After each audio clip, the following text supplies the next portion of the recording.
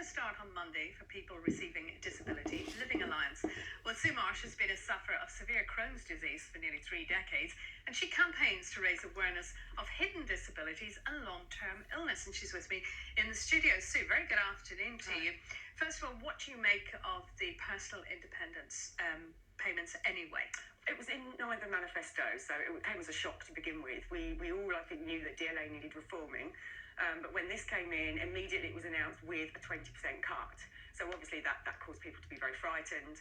When we looked at the details, to find out what was really going to happen, actually the government didn't know what was going to happen, and we were very worried as it went through Parliament that they had no real detail, and now I think that's starting to show. Okay, so new claimants from April have been already in the system. How's that working? Well, I mean, anecdotally, obviously, is all I can say, but I've had stories already. Somebody contacted me yesterday to say they applied in May. They still haven't heard back.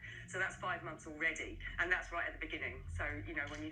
And what's happening now, this delay that's going to take place to get it right? So they say, no, you'd want it to be right. Of course. I mean, we welcome that. And actually, when the bill was going through the Lords, we actually called for a pause. We asked them to take it very slowly and then review what happened. So in a sense, it's great that that's what's happened, and then they are reviewing. It's going to go slower. Of course, people are really uncertain, though, now. They don't know. I heard someone yesterday said she'd explained to her autistic child, who was just about to be 16, that she would need to be assessed and what assessment meant. Now, of course, they don't know what's going to happen, and I think uncertainty is the big problem. What does assessment mean? Assessment means obviously that the government want to see more people face to face, they say, although actually in practice we're not sure that even that's going to happen.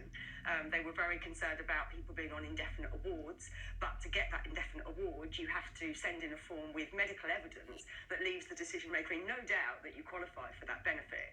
So those indefinite awards would be people with cerebral palsy, kidney failure, heart disease.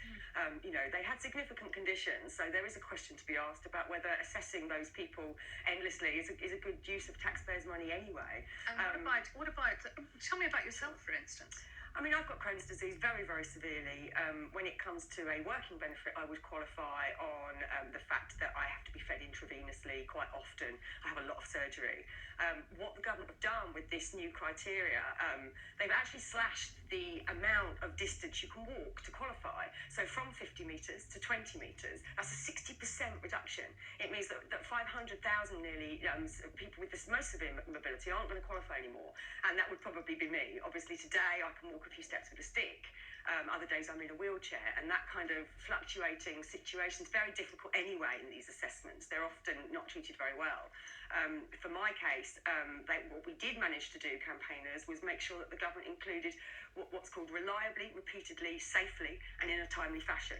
So if somebody can walk the 20 metres but perhaps couldn't repeat it within a few minutes or half an hour, they will now be covered. But it does leave things incredibly difficult to define, and it frightens people that they know that 500,000 are going to miss out, so they don't really know if that's going to be them. Sue Marsh, thank you very much. Thanks.